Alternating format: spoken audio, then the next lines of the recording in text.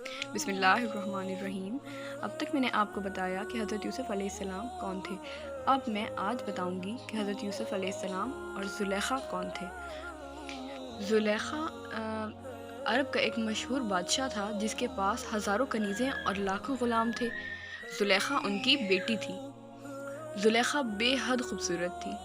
ایک رات جب وہ سو رہی تھی تو اس نے خواب میں حضرت یوسف علیہ السلام کو دیکھا، جن کو دیکھتے ہی وہ دل و جان سے ان پر نچھاور ہو گئی۔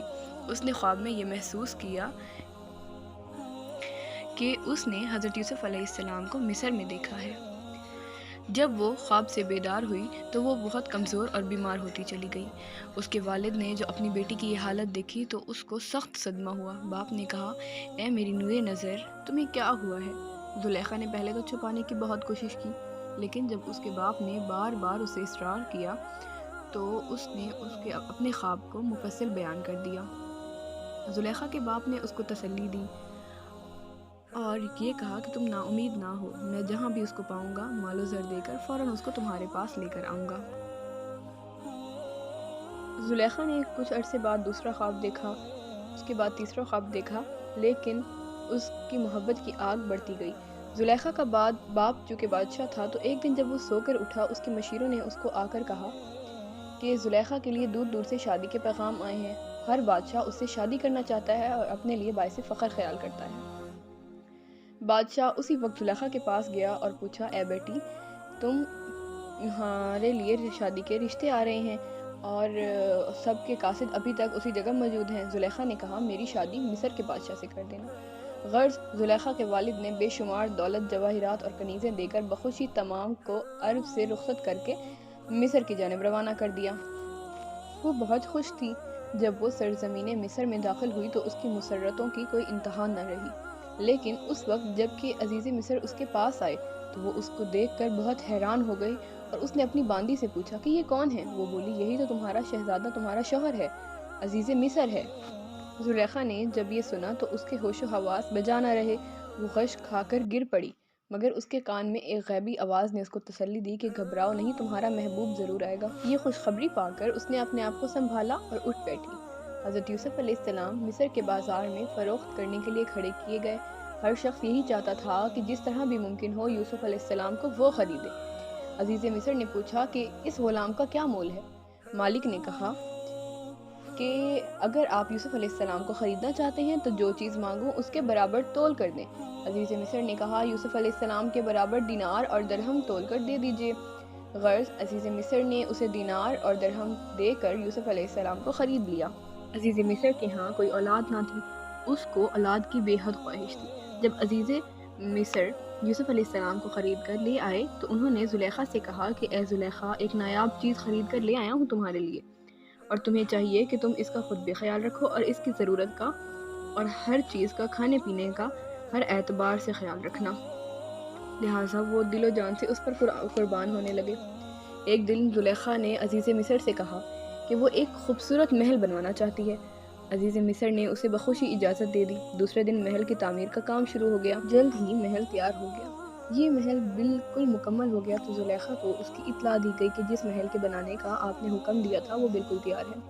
زلیخا نے حضرت یوسف علیہ السلام کو اپنے ہمراہ لیا اور خواصوں کو ساتھ لیا اور اس سے محل میں داخل ہو گئی۔ دروازے پر 30 خواصوں کو پہرے کے لیے کھڑا کر دیا اور تاکید کر دی کہ یہاں ہم دونوں کے سوا کوئی اور تیسرا نہ آ سکے۔ حضرت یوسف علیہ السلام اور زلیخا دونوں اس محل میں داخل ہو گئے۔ آپ کے داخل ہوتے ہی محل کا ہر دروازہ بند ہو گیا۔ زلیخا پاگل ہو رہی تھی۔ حضرت یوسف نے ہر چند نصیحت کی مگر اس کے باوجود اس نے غور نہ کیا۔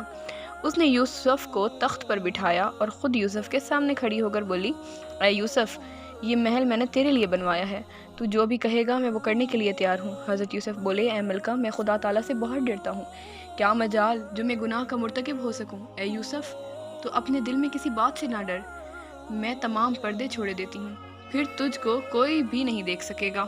حضرت یوسف علیہ السلام نے کہا، مجھے خدا تعالیٰ سے پردہ منظور نہیں۔ اے یوسف، میں تیری خاطر عزیز مصر کو زہر کھلا دوں گی، اس کو مار کر ایک صندوق میں بند کر دوں گی اور کسی کو بھی علم نہیں ہوگا اور ہماری راہ میں کوئی بھی رکاوٹ نہیں بنے گا۔ حضرت یوسف علیہ السلام بولے نہ میں ایسا کر سکتا ہوں، ہم دونوں کو ایک روز ضرور خدا کے سامنے ہونا ہے، انسان کا بہت قدیمی دشمن یعنی کہ ابلیس فوراً وہاں آ گیا اور یوسف علیہ السلام اور زلیخا پر بھرپور اثر ڈال کر معصوم نبی کے دل میں زلیخا کی خواہش پیدا کر دی۔ اللہ تعالیٰ کے حکم کے مطابق جبریل فوراً حضرت یعقوب علیہ السلام کی صورت بنا کر آ پہنچے اور کہا، اے یوسف، یہ کرتا ہے، دیکھ میں کتنی دور سے تیری خاطر اس جگہ پہ آیا ہوں۔ اے یوسف، جس کام کا تو ارادہ کر رہا ہے نبیوں کی شان کے خلاف ہے، اگر تو گناہ کی طرف متوجہ ہوا تو دفتر نبوت سے تیرا نام خارج کر دیا جائے گا اور تمام عمر دستے تعسف ملے گا۔ ان کو دیکھ کر حضرت یوسف کو بے حد حیا آئی اور خوف خدا سے پسینہ پسینہ ہو گئے۔ قریب ہی ایک بت رکھا تھا جس پر زلیخا نے پردہ ڈال دیا۔ حضرت یوسف علیہ السلام نے جو یہ معاملہ دیکھا تو اس سے پوچھا کہ یہ زلیخا تم نے کیا کیا ہے؟ اس نے کہا، یوسف، مجھے اس بت سے بہت شرم آتی ہے، اس لیے میں نے اس پہ پردہ ڈال دیا ہے۔ حضرت یوسف نے جب یہ سنا تو انہوں نے زلیخا سے کہا، اگر تجھ کو اس پتھر کے بنے ہوئے بت سے اس قدر شرم اور ڈر آتا ہے تو پھر میں اپنے خدا سے کیوں نہ ڈروں اور کیوں نہ شرم و حیا کروں۔ اتنا کہنے کے بعد یوسف علیہ السلام نے فرتے حجاب سے اپنا سر زمین کی طرف جھکا لیا تو آپ نے زمین پر بھی لکھا ہوا دیکھا، جو جیسا عمل کرے گا اس کو ویسا ہی پھل ملے گا۔ اتنا پڑھتے ہی حضرت یوسف علیہ السلام نے زلیخا سے اپنی نگاہ پھیر لی اور وہاں سے بھاگے۔ زلیخا بھی دیوانہ وار آپ کے پیچھے بھاگی، پھر آگے پیچھے بھاگتے رہے۔ بھاگتے وقت یوسف کی قمیض کا پچھلا حصہ زلیخا کے ہاتھ میں آ گیا۔ اس نے حضرت یوسف علیہ السلام کو روکنے کے لیے اپنی طرف کھینچا، وہ نہ رکے لیکن قمیض کا کچھ حصہ پھٹ کر زلیخا کے ہاتھ میں رہ گیا۔ حضرت یوسف نے اس بات کا بھی کچھ خیال نہ کیا اور آن کی آن محل سے باہر نکل گئے۔ زلیخا کو اپنی ناکامی پر بے حد قلق و ملال ہوا اور وہ اسی وقت عزیز مصر کے پاس پہنچی۔ حضرت یوسف بھی وہاں پہلے پہنچ چکے تھے۔ زلیخا غصے میں بھری ہوئی تھی، اس لیے اس نے حضرت یوسف پر بہتان لگایا اور عزیز مصر سے اس نے کہا، اس نے میری عزت لوٹنی چاہی تھی، اگر میں اس کے سامنے سے نہ بھاگتی تو شاید یہ مجھے بے عزت کر دیتا۔ حضرت یوسف علیہ السلام نے جب یہ سنا تو بہت سخت غصہ ہوئے۔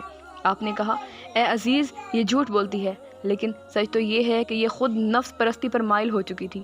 عزیز مصر نے زلیخا سے پوچھا، اے زلیخا، تیرے پاس کیا ثبوت ہے اور کوئی اس بات کا گواہ بھی ہے یا نہیں؟ زلیخا نے کہا، اے بادشاہ، میں اور یوسف اس جگہ بالکل تنہا تھے۔ پاس ہی ایک کنیز کی گود میں ایک شیر خوار بچہ صرف 40 یوم کا تھا۔ اس کو خدا نے یوسف کی صفائی کے لیے قوت گویائی عطا فرمائی۔ اس نے فوراً کہا، اے عزیز مصر، یوسف کی قمیض پیچھے سے پٹی ہوئی ہے، تو یوسف علیہ السلام سچے اور بے قصور ہیں اور زلیخا جھوٹی اور خطا وار ہے۔ عزیز مصر نے ایک شیر خوار بچے کی گواہی حیرت سے سن کر امتحان کے لیے یوسف علیہ السلام کی قمیض جو دیکھی تو وہ پیچھے سے پھٹی ہوئی تھی۔ یہ دیکھتے ہی عزیز مصر پر زلیخا کا جرم ثابت ہو گیا اور اس نے سمجھ لیا کہ یوسف بے قصور ہے اور ساری خطا اس ملکہ زلیخا کی ہے۔ عزیز مصر نے کہا، مرحبا مرحبا اے یوسف، تو نے بڑا کام کیا ہے، میں تجھ سے بہت خوش ہوں۔ اسی کے ساتھ ہی ہماری آج کے ایپیسوڈ کا اختتام ہوتا ہے۔ اب یہ جاننے کے لیے کہ بادشاہ نے زلیخا کے ساتھ کیا کیا، میری نیکسٹ ویڈیو کا انتظار کریں، اور جو میرے چینل پر نیو ہیں پلیز میرے چینل کو سبسکرائب کریں اور بیل آئیکن کا بٹن پریس کرنا ہرگز مت بھولیے گا۔ جزاک اللہ۔